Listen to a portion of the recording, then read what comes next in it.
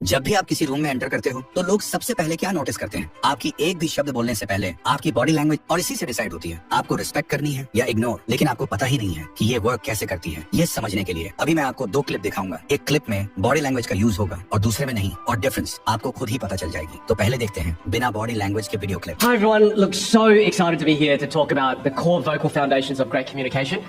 It's vital that you learn to apply the things you learn, otherwise you will not be able to amplify the best parts of who you are. जैसा कि तुमने देखा, यहाँ पर कोई भी body language का use नहीं किया गया है। तो अब ये क्लिप देखो। Hi, great to see you all. I'm so excited to take you through some of the core vocal foundations. And as we deep dive and we apply these, it will help you amplify the best parts of who you are. Difference आपके सामने है। दोनों ही clip में speech same ही था, लेकिन एक में body language का यूज किया गया था और एक में नहीं, जिसकी वजह से पहले क्लिप में पर्सन को शाई, नर्वस एंड अनकॉन्फिडेंट दिखा रहा था, लेकिन दूसरी क्लिप में उसी स्पीच को जब बॉडी लैंग्वेज के साथ डिलीवर किया गया तो उसको powerful, energetic and confident present किया। इसीलिए इस वीडियो में हम high confident and high status लोगों की एग्जैक्ट हर एक पावरफुल बॉडी लैंग्वेज डिकोड करने वाले हैं, जिसे यूज करके आप भी इजिली खुद की एक powerful and confident body language build कर पाओगे, ताकि आगे कोई भी आपको इग्नोर करने की हिम्मत न करे। कमेंट में लिखो आई एम पावरफुल, क्योंकि आज से जिंदगी बदलने वाली है। Step number 1, be a leader. ये समझने के लिए मैं तुम्हारे ऊपर एक टेस्ट करता हूँ। उसके लिए एक क्लिप देखो। अब सच सच बताओ, इन तीनों लड़कों में से तुम्हारी नजर सबसे पहले किसके ऊपर गई? फर्स्ट, सेकंड या थर्ड? मैं 100% यकीन हूँ तुम्हारी नजर सबसे पहले दूसरे वाले लड़के पर ही गई होगी। लेकिन ऐसा क्यों? Because centre attraction. बहुत सारे लोग इनसिक्योर होते हैं। जब भी ग्रुप में चलते हैं तो या तो साइड में होते हैं या सबके पीछे, लेकिन एक लीडर हमेशा सेंटर में होता है। जो इंसान सेंटर में होता है सबसे पहले नजर उसी पर पड़ती है, वही सबसे कॉन्फिडेंट लगता है और वही लीडर लगता है। इसलिए जब भी लोगों के साथ चल रहे हो तो हमेशा सेंटर में चलो। सोचो, टीवी शोज में जब भी एक मेन कैरेक्टर होता है उसे हमेशा सेंटर में रखा जाता है। और अगर तुमने थॉमस शेल्बी को देखा होगा तो तुम नोटिस करोगे वो अपने गैंग के साथ जब भी चलता है हमेशा सेंटर में होता है, क्योंकि जो सेंटर में होता है उसको इंपॉर्टेंट समझा जाता है, उसको लीडर माना जाता है। और अगर तुम वो इंसान हो जो हमेशा साइड में चलता है, मेन स्ट्रीम में आने से घबराता है, तो तुम्हें कभी भी इंपॉर्टेंट रोल नहीं समझा जाएगा। इसलिए याद रखो, जब भी चलो प्योर कॉन्फिडेंस से सेंटर में आओ। लीडर वही बनता है जो खुद को सेंटर स्टेज पर रखने की हिम्मत रखता है। अब आप सेंटर में तो आ गए, लेकिन वॉक कैसे करनी है? वेल, इसके लिए नेक्स्ट स्टेप बहुत इंपॉर्टेंट है। Step number 2, walking. जब आप किसी रूम में एंटर करते हो तो लोग आपकी बॉडी लैंग्वेज में जो चीज सबसे पहले नोटिस करते हैं वह है आपकी वॉकिंग स्टाइल। और फर्स्ट इंप्रेशन बनाने के लिए दूसरा मौका भी नहीं मिलता। इसके लिए आपको कुछ इंपॉर्टेंट पॉइंट्स पर ध्यान देना होगा। First, walking with masculine shoulder swing. Well, आपने देखा होगा जब कोई छोटा जानवर या इंसेक्ट स्ट्रेस या डरे हुए होते हैं तो वो खुद को छोटा और झुका कर लेता है। ऐसे ही ह्यूमंस में भी अप्लाई होते हैं। अगर तुम अपना वॉकिंग स्टाइल को बेहतर करना चाहते हो तो अपना शोल्डर को रिलैक्स करो, उनको नेचुरली स्विंग करने दो। कभी भी अपने कंधे को अकड़ा कर मत चलो, ये तुम्हारा इंप्रेशन खराब करता है। जैसे एक हाई स्टेटस अल्फा फीमेल चलते वक्त अपनी हिप्स की वाइड मूवमेंट करती है अपनी फेमिनिटी दिखाने के लिए, और एक हाई वैल्यू सिग्मा मेल चलते वक्त अपना शोल्डर स्विंग करता है अपना मैस्कुलिनिटी दिखाने के लिए। Second, walk with high head. Animal kingdom के सबसे powerful and dominating animal lion जब भी चलता है तो अपना हेड और अपनी आई हमेशा स्ट्रेट पोस्चर में होता है। ऐसे ही जितने भी लीडर्स होते हैं, जितने भी पावरफुल लोग होते हैं, वो जब चलते हैं तो उनका हेड हमेशा हाई होता है। वो कभी भी नजरें झुकाकर नहीं चलते, वो कभी भी आई कांटेक्ट को अवॉइड नहीं करते। बहुत सारे लोग ऐसे होते हैं, वो जब चल रहे हैं तो कोई इंसान आ जाता है तो वो नजरें झुका लेते हैं, वो दूसरे को फेस ही नहीं कर पाते। वो इतने शाई होते हैं, अंदर से इतने अनकंफर्टेबल हो जाते हैं कि वो जल्दी जल्दी चलने लगते हैं और अपनी आंखों को नीचे कर लेते हैं। ये चीज आपको इनसिक्योर दिखाती है। इसलिए जब भी चलो सामने वालों को फेस करो, अपना हेड हमेशा हाई रखो। ये चीज शो करवाती है कि तुम कहाँ जा रहे हो और किस मकसद के लिए जा रहे हो। Third, walking speed. बहुत सारे लोग ऐसे चलते हैं जैसे उनके पीछे पुलिस लगी हुई है। वहीं पर कुछ लोग ऐसे होते हैं, इतना स्लो चलते हैं जैसे उनको कोई परवाह नहीं है, जैसे उनको कोई काम नहीं है। वो अपनी लाइफ में बहुत थके हुए हैं, वो डिप्रेस्ड हैं। आपको ये अवॉइड करना होगा। आपको ऐसा चलना है कि आप ज्यादा स्लो भी नहीं चल रहे हो और ज्यादा फास्ट भी नहीं चल रहे हो, बल्कि एक मीडियम रेंज के साथ चलना है। आपको इस तरह से स्टेप्स लेना है जैसे हर चीज आपके कंट्रोल में है, आप सेटिस्फाइड होकर चल रहे हो। आपकी स्पीड ही डिसाइड करती है कि देखने वाला आपका इमेज कैसे बनाएगा। Fourth, open hands. बहुत सारे लोग जब चलते हैं तो अपने हाथों को क्रॉस करके चलते हैं, अपने हाथों को पॉकेट्स में डाल लेते हैं। ये चीज आपको डरा हुआ फील करवाती है। एक लीडर हमेशा अपने हाथ को ओपन रखता है। जब चलता है तो हाथ इस तरह से मूव करता है जैसे वो प्योर एटीट्यूड के साथ चल रहा है। तो जब भी चलो अपने हाथों को कंट्रोल में रखो, अपने हाथों को नेचुरल मूव होने दो, लेकिन इतना भी ज्यादा मूव मत करो कि तुम फनी लगने लगो। अपने हाथों को पॉकेट्स में डालना अवॉइड करो। अगर डालना चाहते हो तो एक हाथ पॉकेट में डाल लो और एक हाथ बाहर ही रखो। ये स्टाइल तुम्हें ज्यादा कॉन्फिडेंट दिखाएगा, ज्यादा अट्रैक्टिव दिखाएगा, और जब तुम ऐसे चलोगे तो हर कोई तुम्हें नोटिस करेगा। Step number 3, standing. अपनी बॉडी के 40 से 50% हिस्सा होता है अपने पैरों का। इसलिए आप कैसे खड़े होते हैं और बैठते समय अपने पैरों को कैसे रखते हो, ये बहुत ज्यादा मैटर करती है। आपकी बॉडी लैंग्वेज को डोमिनेंस या वीक दिखाने के लिए, जैसे हैंड क्लोज करके एकदम अटेंशन मूड में खड़े रहना, यह एक वीक और सबमिसिव स्टैंडिंग पोजीशन है। इसलिए इस पोजीशन को उन सिचुएशन में यूज किया जाता है जब आप सामने वालों से कमजोर या सामने वाला आपसे ज्यादा डोमिनेंट होता है। लेकिन जब आप दूसरों के सामने पावरफुल और डोमिनेंट दिखना चाहते हो तो अपना हाथ और पैर ऐसे रखो जैसे आप एक बॉस हो, रिलैक्स्ड एंड कॉन्फिडेंट के साथ। और इसे करने के लिए आगे कुछ बहुत ही पावरफुल तरीके हैं। फॉरवर्ड फुट पोजीशन, यह एक परफेक्ट कॉम्बिनेशन है white masculine and dominate body gesture का। इसलिए रेड कार्पेट स्टेज पर ज्यादातर सेलिब्रिटी इस पोस्चर को यूज करते हैं ताकि वो पावरफुल और अट्रैक्टिव दोनों लग सके। पर सवाल ये है कि इस अट्रैक्टिव पोजीशन के साथ अपने हाथों को कैसे रखें। इसके लिए भी आपको एक masculine and attractive body combination build करना होगा। और इसे करने के लिए आप एक हाथ अपने पॉकेट पर और दूसरा हाथ नीचे रख सकते हो। कहीं स्टडीज दिखाती हैं एक मैन के लिए ये पोस्चर सबसे अट्रैक्टिव है। इसके लिए 3 मुख्य चीजों में ध्यान दो। First, shoulders.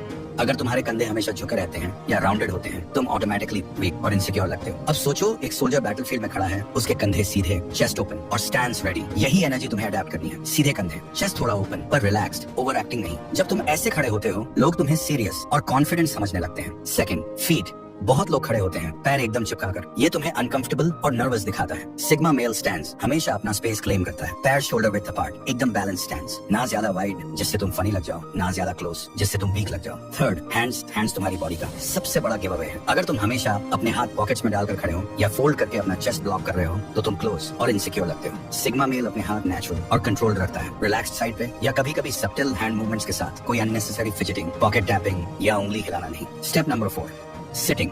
अब तक आपने एक हाई वैल्यू मैन की तरह चलना और लोगों के सामने कॉन्फिडेंटली एक बॉस की तरह खड़े रहना सीख लिया। लेकिन अगर आप बैठते वक्त गलती कर जाओ तो उनकी सामने आपकी कॉन्फिडेंस एक ही सेकंड में जमीन पर आ जाएगा। इसलिए बैठते वक्त भी आप ऐसे बैठो जैसे आप एक बॉस हो, रिलैक्स एंड कॉन्फिडेंट के साथ। इसे करने के लिए भी आगे कुछ बहुत ही पावरफुल बॉडी पोस्चर्स हैं। बैठते वक्त अपना सर नीच मत झुकाओ, बॉडी सीधी रखो, फेस पर एक कॉन्फिडेंट स्माइल रखो। ये आपको निडर और एक हाईली कॉन्फिडेंट मेल दिखाएगा। इसके लिए 2 पॉइंट्स याद रखना। First, sit like you own the space. अपना सीट क्लेम करना आना चाहिए। बहुत लोग कुर्सी पर बिल्कुल चिपक कर बैठ जाते हैं जैसे उनको परमिशन मांगनी हो। ये इनसिक्योर दिखाता है। सिग्मा मेल जब भी बैठता है वो स्पेस ऑक्यूप करता है, रिलैक्स्ड, कंट्रोल्ड, पैर थोड़ा spread, back straight, chest open. अगर आप चेयर की या किसी चीज पे बैठे हो तो अपना हाथ थोड़ा फैला कर रखो। ये दिखाता है कि तुम कंफर्टेबल हो और अपने एनवायरनमेंट के मालिक हो। Second, back straight. बहुत लोग बैठते वक्त झुक जाते हैं, स्पाइन बेंड कर लेते हैं। ये तुम्हें वीक और लो एनर्जी दिखाता है। बैक स्ट्रेट रखो पर नेचुरल, ना ज्यादा झुको जैसे बोर्ड लग रहे हो, ना ज्यादा सीधे जैसे मिलिट्री पनिशमेंट ले रहे हो। स्ट्रेट और रिलैक्स बैक ये तुम्हें एक काम कॉन्फिडेंस देती है जो तुरंत नोटिस होती है। Last step, hand movements.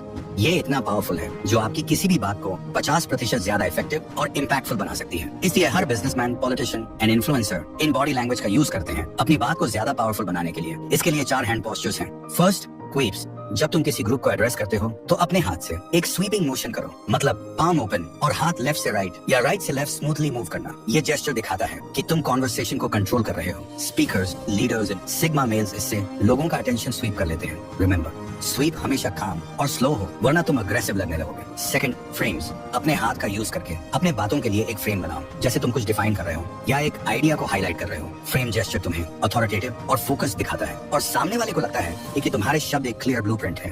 Third, cuts.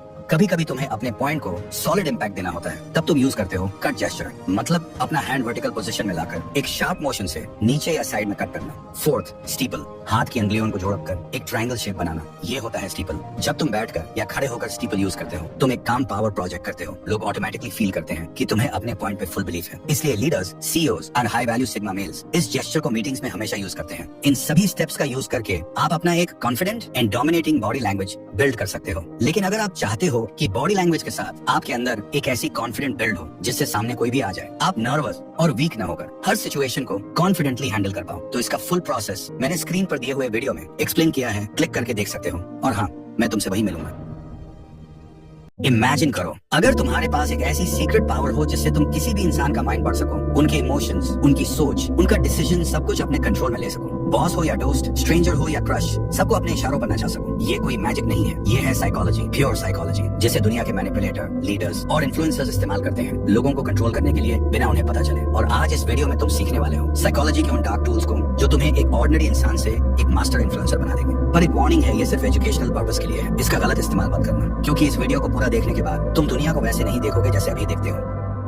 Trick number 5, the revenge trap. इंसान वही चाहता है जिसे करने से उसे मना किया जाए। ये एक सिंपल ट्रूथ है और इसी ट्रूथ का इस्तेमाल करके तुम किसी को भी अपने इशारे पर चला सकते हो बिना फोर्स किए। तुम भी कर सकते हो अगर तुम रिवर्स ट्रैप को समझ गए। लेकिन ये काम करता कैसे है? सोचो, अगर किसी से कहा जाए पीछे मुड़कर मत देखना, तो उसका मन सबसे पहले वही करेगा, पीछे देखने का। ऐसे ही अगर आपको कहा जाए कि इस वीडियो को मत देखना, तो आपका मन एक बार जरूर करेगा उस वीडियो को देखने का और आप क्लिक कर दोगे। यही होता है रिवर्स ट्रैप। ऐसा माइंड गेम जिसमें तुम कुछ कहते नहीं हो डायरेक्टली, लेकिन सामने वाला वही करता है जो तुम चाहते हो। एग्जाम्पल, तुम चाहते हो कि कोई दोस्त तुम्हारा काम करे। अगर सीधा जाकर बोल दोगे भाई ये काम कर देना, तो शायद वो अवॉइड करे या मना कर दे। लेकिन अगर तुम ये बोलो एक काम था पर छोड़ो, मुश्किल है, लगता नहीं तू कर पाएगा, तो उसका ईगो हर्ट होता है और वो तुरंत प्रूव करने लगता है मैं कर सकता हूँ। ये एक माइंड हैक है। तुमने कहा नहीं कर, तुमने कहा मत कर और उसने कर दिया। ये ट्रिक पावरफुल है, डेंजरस भी, और कई बार तो सामने वाले को पता भी नहीं चलता कि उनका डिसीजन उनका था ही नहीं। उस इम्पल्स को कंट्रोल करो और तुम बन जाओगे इस गेम के असली master. Trick number 4, master of choice.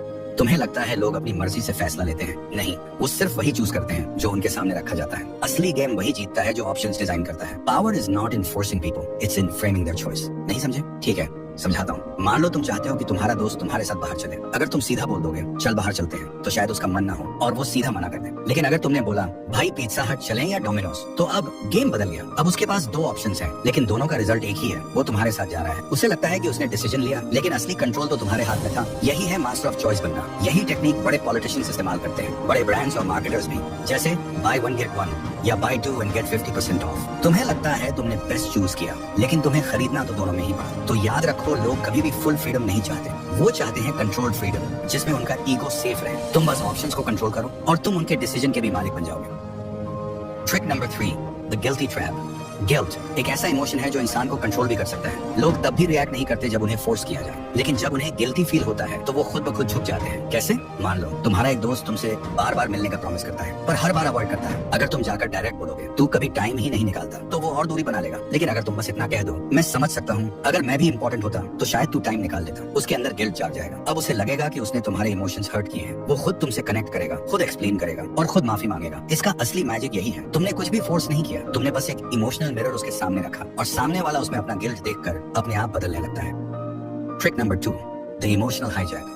इंसान ज्यादातर डिसीजन लॉजिक से नहीं, इमोशन से लेता है, और जिसने किसी के इमोशंस पर कब्जा कर लिया उसने उसके दिमाग का रिमोट कंट्रोल ले लिया। यही होता है द इमोशनल हाईजैक। एक ऐसा साइकोलॉजिकल मोमेंट जब कोई शॉक, गिल्ट, प्यार या डर के असर में होता है, तो वो डिसीजन उस मोमेंट की फीलिंग के बेस पर लेता है, ना कि रियलिटी के बेस पर। पॉलिटिशियंस जब स्पीच देते हैं तो वो फैक्ट्स नहीं बताते, वो फीलिंग्स जगाते हैं, डर, गुस्सा या गर्व। और जब तुम उनके इमोशन से जुड़ जाते हो तो तुम्हारा वोट उनके फेवर में चला जाता है। इसे कहते हैं इमोशनल हाईजैक करना। 1 सेकंड के इमोशन में इंसान वो फैसला ले लेता है जिसका रिग्रेट उसे बाद में होता है, लेकिन तब तक गेम खत्म हो चुका होता है। तो अगर तुम्हें किसी का दिमाग कंट्रोल करना है, पहले उसका इमोशन कंट्रोल करो। लोग ये नहीं याद रखते कि किसने उन्हें क्या लॉजिक दिया, वो ये याद रखते हैं कि किसने उन्हें कैसा फील करना है।